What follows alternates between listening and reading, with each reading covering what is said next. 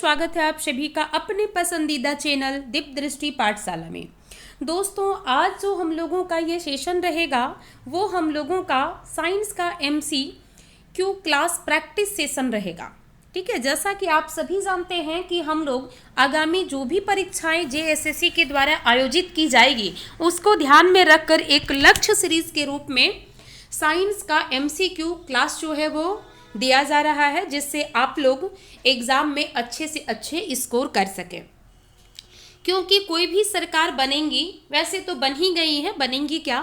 अब देखिए, ये जो है ना चारों एग्ज़ाम्स जो है इसका फॉर्म फिलअप हो चुका है, सिर्फ और सिर्फ अब एग्ज़ाम लेना है इसका। इसलिए कोई भी गवर्नमेंट जो सत्ता में रहेगी अब क्या करेगी, इसका एग्ज़ाम को कंडक्ट करवाएंगी।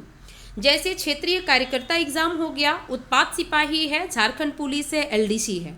तो इन सभी में ज़्यादा तो साइंस का क्वेश्चन नहीं पूछा जाता है, लेकिन जो भी क्वेश्चन पूछा जाता है वो थोड़ा डिफिकल्ट होता है। ठीक है, यानी डिफिकल्ट होता है वो, तो उसको ध्यान में रखकर ये साइंस का सीरीज जो है ये चलाया जा रहा है। आप लोग इसको देखिएगा ताकि एग्जाम में अच्छा से अच्छा स्कोर आप कर सकें। चलिए, तो हम लोग जो है इसको स्टार्ट करते हैं। स्टार्ट करने से पहले एक छोटा सा रिक्वेस्ट है कि ये लक्ष्य सीरीज जो है आज हम लोगों का 5 है, इससे पहले 4 दिया जा चुका है। आप अगर नहीं देखे हैं तो प्लीज़ उसको देखिएगा और रिप्लाई ज़रूर कमेंट बॉक्स में कमेंट करके कीजिएगा कि क्वेश्चन ईजी है, हार्ड है, कैसा है, क्या सुधार होना चाहिए, ज़रूर आप लोग कमेंट बॉक्स में कमेंट कीजिएगा। ठीक है, और थोड़ा सा चैनल जो है अगर आप उस पर नए हैं तो थोड़ा सा चैनल को सब्सक्राइब कीजिए ताकि हम आप लोगों के लिए इसी तरह मोटिवेट होकर जो है नई नई वीडियो डेली लाते रहें। चलिए, नेक्स्ट क्वेश्चन नहीं, आज के सेशन का हम लोगों का जो क्वेश्चन है वो पहला क्वेश्चन है, कोशिका के केंद्रक की खोज कौन किया था? रॉबर्ट ब्राउन किए थे, रॉबर्ट हुक किए थे, रॉबर्ट कॉच किए थे, रॉबर्ट वाच किए थे। तो इसका राइट आंसर जो हो जाएगा ये ऑप्शन नंबर ए हो जाएगा। कोशिका के अंदर, ये कोशिका है, इसके अंदर केंद्रक जो होता है ना, इसकी खोज जो है ये रॉबर्ट ब्राउन किए थे। कब किए थे? तो 1833 ईस्वी में किए थे। हालांकि साइंस में ईयर का महत्व नहीं है, ईयर नहीं पूछा जाता है। ठीक है, रॉबर्ट हुक की अगर हम लोग बात करेंगे तो रॉबर्ट हुक जो है सबसे पहले कोशिका का खोज किए थे। सबसे पहले किस चीज़ का खोज किए थे? कोशिका का ये खोज किए थे। अगर हम लोग आगे बढ़ने का प्रयास करेंगे तो रॉबर्ट कॉच मिलेंगे। रॉबर्ट कॉच के बारे में अगर हम लोग बात करें तो सबसे पहले रॉबर्ट कॉच जो थे वैज्ञानिक, उन्होंने बताया कि जो चौपाया जानवर होता है, कौन सा जानवर? चौपाया जानवर। इस चौपाया जानवर में एक बीमारी होता है जिसका नाम है एंथ्रेक्स। क्या नाम है उसका? एंथ्रेक्स नाम है। और मनुष्य में तपेदिक रोग होता है। क्या होता है? तपेदिक रोग मनुष्य में होता है। हैजा रोग होता है। इन सभी का कारण जो है, यानी ये जो तीनों रोग हो रहा है ये किसके कारण हो रहा है? तो ये जीवाणु के कारण हो रहा है। इसकी इन्होंने पुष्टि की थी। कौन किया था पुष्टि? तो रॉबर्ट कॉच किए थे। ठीक है, रॉबर्ट वॉच नाम का साइंटिस्ट कोई नहीं है। ठीक है, चलिए, तो आई होप आप लोग को समझ में आया होगा। हम लोग नेक्स्ट क्वेश्चन की ओर चलते हैं और नेक्स्ट क्वेश्चन है हमारे सामने, DNA का पूर्ण रूप क्या है? कभी कभी एग्जाम में पूछा जाता है कि DNA जो है उसका पूर्ण रूप क्या होता है। ठीक है, डीऑक्सी राइबो न्यूक्लिक अम्ल होता है, डी राइबो न्यूक्लिक अम्ल होता है, डीऑक्सी न्यूक्लिक अम्ल होता है, या तो डीऑक्सी राइबो न्यूक्लिक अंग होता है।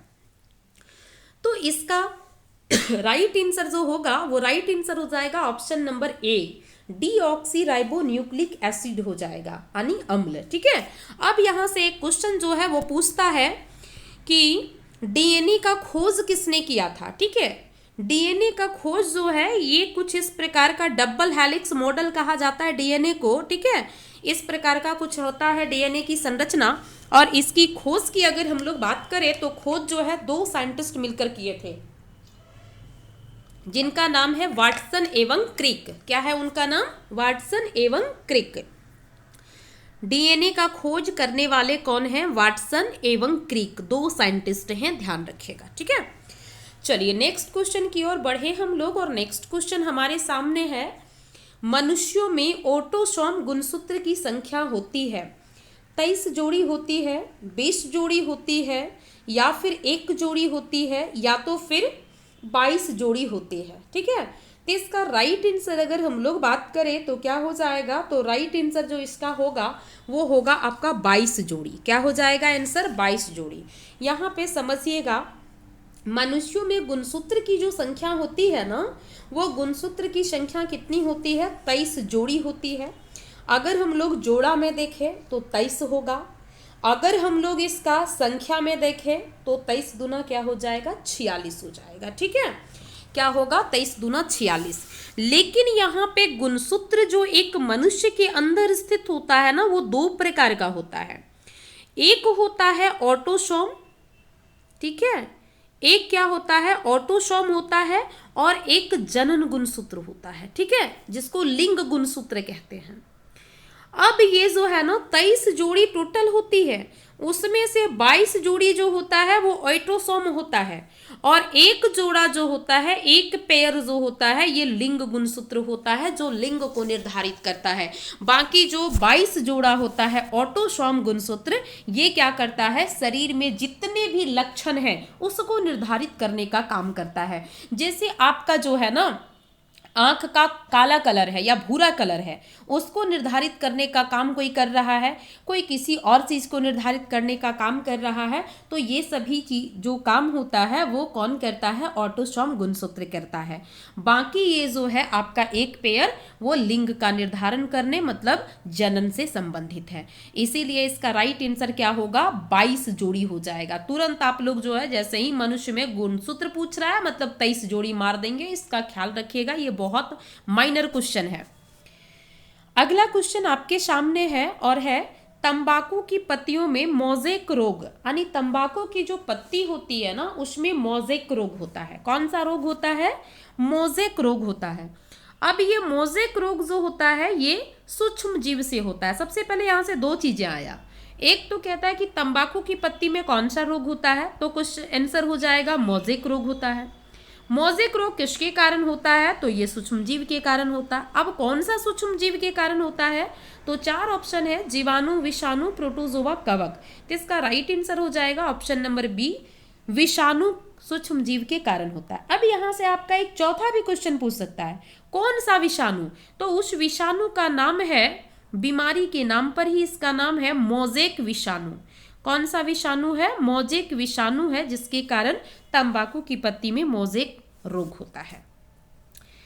नेक्स्ट क्वेश्चन है हम लोगों के सामने, और नेक्स्ट क्वेश्चन है, इनमें से कौन विषाणु जनित रोग नहीं है। ध्यान दीजिएगा, यहाँ पे नहीं पूछ रहा है चेचक, गलसुआ, इन्फ्लुएंजा, कालाजार। तो इसका राइट आंसर जो होगा ये ऑप्शन नंबर आपका डी हो जाएगा, क्योंकि कालाजार जो होता है ये एक प्रोटोजोवन डिजीज है, यानी प्रोटोजोआ के कारण होता है। ठीक है, आगे अगर हम लोग बढ़े, चेचक, गलसुआ और इन्फ्लुएंजा, तो ये तीनों जो आपका है, ये तीनों क्या है, ये विषाणु जनित रोग है, चेचक, गलसुआ और इन्फ्लुएंजा। ऐसा माना जाता है कि गलसुआ जो बीमारी होता है ना, ये बीमारी जो है मतलब एक व्यक्ति का जो पूरा जीवन काल होता है ना, उसमें कहता है कि एक ही बार होता है, ऐसा माना जाता है। ठीक है, तो इसको ध्यान रखिएगा। और गलसुआ में होता क्या है कि जो लार ग्रंथियां होती है ना, इसमें समझिएगा, ये जो गलसुआ बीमारी होता है इसमें क्या होता है कि लार ग्रंथि जो होता है उसमें सूजन आ जाता है। ठीक है, तो ये भी ध्यान रखिएगा आप लोग। आगे अगर हम लोग बात करें तो इन्फ्लुएंजा जो है एक प्रकार का बुखार होता है, कालाजार भी जो है एक प्रकार का बुखार होता है। चलिए नेक्स्ट क्वेश्चन की ओर हम लोग चले। नेक्स्ट क्वेश्चन में तो यहाँ क्वेश्चन है भी हम लोग का, चलो कोई बात नहीं। गलसुआ रोग में मनुष्य की कौन सी ग्रंथि जो है ये प्रभावित होती है, अकृत ग्रंथि, सीबम ग्रंथि, लार ग्रंथि, लैक्रिमल ग्रंथि। तो इसका राइट आंसर हो जाएगा ऑप्शन नंबर सी, क्या प्रभावित होती है, तो लाल ग्रंथि होती है। नेक्स्ट क्वेश्चन की ओर बढ़े हम लोग, और नेक्स्ट क्वेश्चन है, एंथ्रेक्स रोग किस सूक्ष्मजीव के कारण होता है, जीवाणु के कारण, विषाणु के कारण, प्रोटोजोआ के कारण या फिर कवक के कारण। तो इसका राइट आंसर जो हो जाएगा वो हो जाएगा जीवाणु के कारण। एंथ्रेक्स रोग जो है वो किस सूक्ष्मजीव, तो जीवाणु के कारण। ये किसने पुष्टि की थी, तो ये रॉबर्ट कॉच साहब जो थे वो 3 बीमारी के बारे में बात किए थे कि चौपाया जो जानवर होता है उसमें जो एंथ्रेक्स रोग होता है और मनुष्य में जो तपेदिक और हैजा रोग होता है, उसका कारण क्या है? तो उसका कारण जीवाणु है, ध्यान रखिएगा। चलिए नेक्स्ट क्वेश्चन की ओर बढ़े हम लोग, और नेक्स्ट क्वेश्चन हम लोगों के सामने है, भूमि की उर्वरता बढ़ाने के लिए, भूमि की जो उर्वरता है उसको बढ़ाना है, ठीक है, किस जीवाणु का उपयोग किया जाता है? एजेटोबैक्टर एसेटी, एसेटोबैक्टर होगा, ठीक है, एसेटोबैक्टर एसेटी, राइजोबियम, क्लोस्ट्राइडियम ब्यूटेरियम, या फिर इनमें से कोई नहीं। तो इसका राइट आंसर जो हो जाएगा ये आपका ऑप्शन नंबर बी हो जाएगा, राइजोबियम, ठीक है। राइजोबियम नाम का जो जीवाणु होता है वो क्या करता है? तो वो जो है मिट्टी की उर्वरता जो होती है ना उसको बनाए रखता है, ठीक है। क्या करता है? मिट्टी की उर्वरता को बनाए रखता है। एक जीवाणु का आप जरूर नाम याद रखिएगा क्योंकि यहाँ से बहुत पूछा जाता है, ठीक है, लैक्टोबैसिलस। क्या है? लैक्टोबैसिलस। ये जो लैक्टोबैसिलस होता है ना, ये एक प्रकार का क्या है? जीवाणु है। और ये किस में पाया जाता है? तो ये दही में पाया जाता है, ठीक है। क्यों दही में पाया जाता है? मान लेते हैं कि ये दूध है, ठीक है, ये दूध है। अब इसमें जब ये लैक्टोबैसिलस जीवाणु जब आके यहाँ पे बैठ जाता है ना, तो दूध में उपस्थित जो प्रोटीन होता है, ठीक है, कौन सा प्रोटीन? तो केसिन प्रोटीन होता है। दूध में कौन सा प्रोटीन होता है? तो केसिन प्रोटीन होता है। और इस केसिन प्रोटीन का छोटा छोटा बूंद जो होता है ना, एक जगह लाके वो जमा करने लगता है, कौन? जीवाणु। और वही जो है दूध जम जाता है, फिर हम लोग दही के रूप में सेवन कर लेते हैं। तो ये बहुत ध्यान से आप पढ़िएगा क्योंकि लैक्टोबैसिलस बहुत ज़्यादा पूछा जाता है, ठीक है। एक आपका एसेटोबैक्टर जो ये एसेटी है ना, इसके बारे में भी कभी कभी पूछ देता है। ये एक ऐसा जीवाणु होता है जो कोई शुगर का घोल है, मान लेते हैं कि चीनी का कोई घोल है, ठीक है, उस घोल को क्या करता है? ये सिरका में बदल देता है। क्या करता है?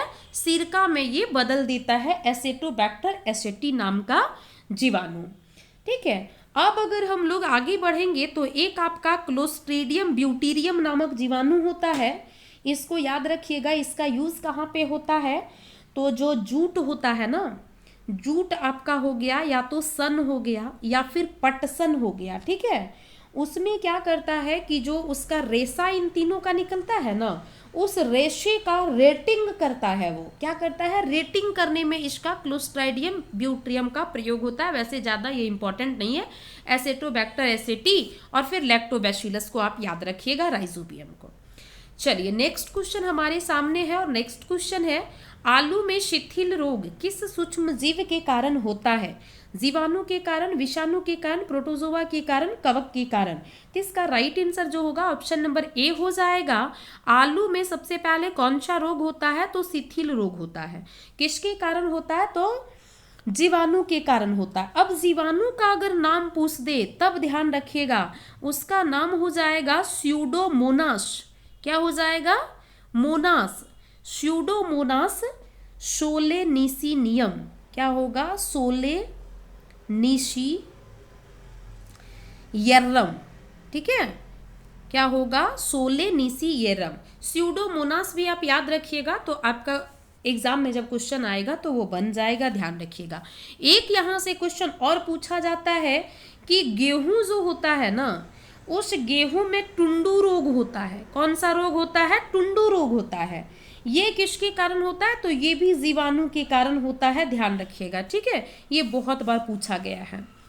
चलिए नेक्स्ट क्वेश्चन की ओर बढ़े हम लोग, और नेक्स्ट क्वेश्चन हमारे सामने है, मनुष्यों में हैजा किस सूक्ष्म जीव के कारण होता है? Salmonella typhi, Vibrio cholerae, Diplococcus, Bacillus pestis. तो पूछ रहा है कि मनुष्यों में हैजा किस सूक्ष्म जीव के कारण होता है। सबसे पहले समझिएगा कि मनुष्य में जो हैजा नामक बीमारी होता है ये होता है जीवाणु के कारण, ठीक है। अब उस जीवाणु का यहाँ पे नाम दिया हुआ है, तो इसका राइट आंसर जो हो जाएगा वो हो जाएगा विब्रियो कॉलेरी, ठीक है। विब्रियो कॉलेरी नाम का जो जीवाणु होता है उसके कारण मनुष्यों में हैजा रोग होता है। आगे अगर हम लोग जाएंगे तो आगे साल्मोनेला टाइफी, ये बहुत इंपॉर्टेंट है, इसका ध्यान रखिएगा। इसका 10 नंबर का आंसर तो बी हो जाएगा, ठीक है, लेकिन इसका ध्यान रखिएगा साल्मोनेला टाइफी जो है ये जीवाणु का नाम है और इसके कारण टाइफाइड बीमारी होती है। कौन सा होता है? टाइफाइड रोग हो जाता है, ठीक है। कौन सा रोग? टाइफाइड रोग। अब अगर हम लोग देखेंगे तो बैसिलस पेस्टिस जो होता है ना, इस बैसिलस पेस्टिस जीवाणु के कारण प्लेग नाम का रोग हो जाता है। तो ये तीनों को याद रखिएगा, ये बहुत ज्यादा पूछा जाता है, ठीक है। चलिए नेक्स्ट अगर हम लोग क्वेश्चन की ओर बढ़े तो नेक्स्ट क्वेश्चन है हम लोगों के सामने और वो है कि सीसा एवं टीन के मिश्र धातु को क्या कहा जाता है? सोल्डर कहा जाता है, कांसा कहा जाता है, या फिर यहाँ पे पित्तल कर लीजिए, ठीक है, पित्तल कहा जाता है या फिर स्टील कहा जाता है। तो इसका राइट आंसर जो होगा ये ऑप्शन नंबर ए हो जाएगा, सोल्डर कहा जाता है। यहाँ से 2-3 क्वेश्चन पूछता है, ध्यान दीजिएगा। एक पित्तल होगा, एक कांसा होगा और एक शोल्डर होता है, ठीक है। ये 3 क्वेश्चन बहुत इंपॉर्टेंट है। अब यहाँ पे देखिए सब में क्या है कि यहाँ पे सब में नहीं कह सकते हैं, हम लोग पित्तल की बात करते हैं। तो तांबा जो है ये पित्तल में रहेगा, लेकिन तांबा में जब हम लोग जस्ता मिला देंगे यानी जेडन मिला देंगे तो वो पित्तल मिश्र धातु बन जाता है। लेकिन तांबा में जब टीन हम लोग मिला देंगे तो वो कांसा मिश्र धातु बन जाता है। और जब हम इस टीन में सीसा को मिला देंगे तो ये शोल्डर बन जाता है, ठीक है। तो ये तीनों जो है ना एक दूसरे से रिलेटेड है, इसको ध्यान रखिएगा, ठीक है। जैसे तांबा और जस्ता को मिलाए तो पित्तल बना, फिर ये तांबा को लिए तांबा में टीन मिलाए तो कांसा बन गया, अब ये फिर टीन को लिए टीन में सीसा मिला दिए तो ये शोल्डर बन गया, है ना। तो इसका राइट आंसर ऑप्शन नंबर आपका ए हो जाएगा। नेक्स्ट क्वेश्चन हमारे सामने है और नेक्स्ट क्वेश्चन है खाद्य पदार्थ के डिब्बों पर जिंक की बजाय टीन का लेप होता है क्योंकि टीन की अपेक्षा जिंक जो है ये महंगा है, टीन की अपेक्षा जिंक का गलनांक अधिक है, टीन की अपेक्षा जिंक अधिक अभिक्रियाशील धातु है, टीन की अपेक्षा जिंक कम अभिक्रियाशील है। तो इसका राइट आंसर जो आपका होगा वो हो जाएगा ऑप्शन नंबर सी। क्योंकि देखिए खाद्य पदार्थ का जो डब्बा होता है ना उस पर जिंक का परत नहीं चढ़ाया जाता है, बल्कि इसको कट करके टीन का परत चढ़ाया जाता है। क्यों? तो जिंक जो होता है ना वो टीन से क्या होता है कि ज्यादा अभिक्रियाशील होता है, जिसके कारण टीन जिंक का परत जो है खाद्य पदार्थ पर नहीं चढ़ाया जाता है लेप के रूप में। तो इसका राइट आंसर ऑप्शन नंबर आपका सी हो जाएगा।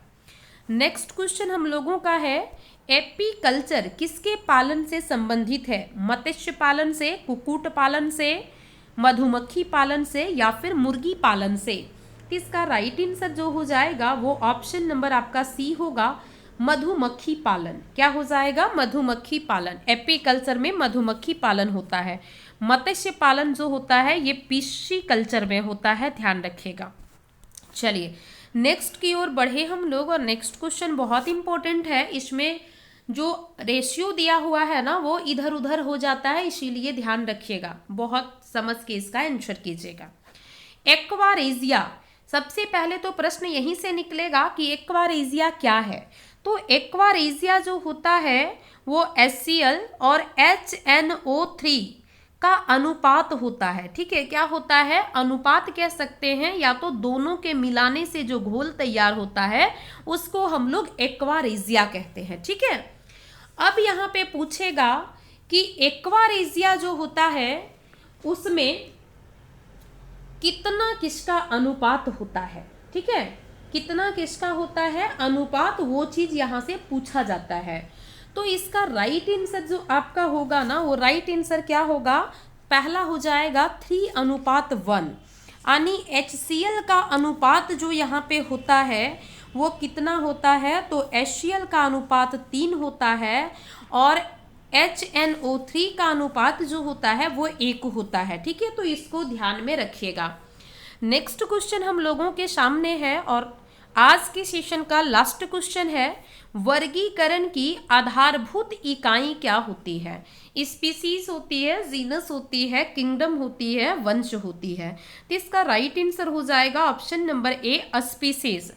देखिए, धरती में जितने सारे जीव हैं ना, उसको नीचे से ऊपर की ओर अगर हम वर्गीकरण में अगर रखने का प्रयास करते हैं समूह में, तो सबसे पहले जो आता है ना वो स्पीसीज आती है, यानी जाति आती है। ठीक है, क्या आता है? जाति आता है। उसके बाद फिर वंश आता है। ठीक है, इसी तरह जो है आगे बढ़ते बढ़ते अगर हम लोग देखेंगे तो सबसे ऊपर में जगत होता है, यानी किंगडम होता है। ठीक है, तो सबसे बड़ी वर्गीकरण की इकाई जो होगी वो किंगडम होगी, और सबसे छोटी जो होगी जनरली स्पेसीज को ही माना जाता है। तो आई होप आप लोग को यहाँ तक समझ में आया होगा। आशा उम्मीद करते हैं कि ये जो लक्ष्य सीरीज के रूप में साइंस का एमसीक्यू सेशन चलाया जा रहा है, इससे आपको काफ़ी फायदा हो रहा होगा और आप जो है आगामी परीक्षा में अच्छा से अच्छा स्कोर करेंगे। हमारे द्वारा दी हुई जानकारी आपको अगर अच्छी लगी तो प्लीज़ जो है दोस्तों के साथ वीडियो को शेयर कीजिएगा। चैनल पर नए हैं तो आप चैनल को सब्सक्राइब कीजिए, ताकि हम इसी तरह मोटिवेट होकर आप सबों के बीच जो है सेशन लेकर उपस्थित रहूं हमेशा। और कमेंट बॉक्स में ज़रूर कमेंट करके बताइएगा क्या कमी है, क्या अच्छाई है यहाँ पे। ठीक है, तो बहुत बहुत धन्यवाद आप सभी को। मिलते हैं अगले क्लास में, और अगले क्लास में कौन सा सेशन के साथ? तो 6 सीरीज, लक्ष्य सीरीज जो है ये 6 रहेगा, और हम लोग इसी के साथ कंटिन्यू करेंगे। बहुत बहुत धन्यवाद आप सभी को। मिलते हैं अगले क्लास में अगले सेशन के साथ। अगर आपको ग्रुप में ज्वाइन करना है तो आप हमारे टेलीग्राम ग्रुप में जाकर जुड़ सकते हैं। ठीक है, टेलीग्राम ग्रुप जो है दिव्य दृष्टि पाठशाला के नाम से बना हुआ है। आप वहां पर जाकर जुड़ सकते हैं, ताकि हमारे द्वारा दी हुई सारा इन्फॉर्मेशन आपको अप टू डेट मिलते रहे। चलिए, बहुत बहुत धन्यवाद।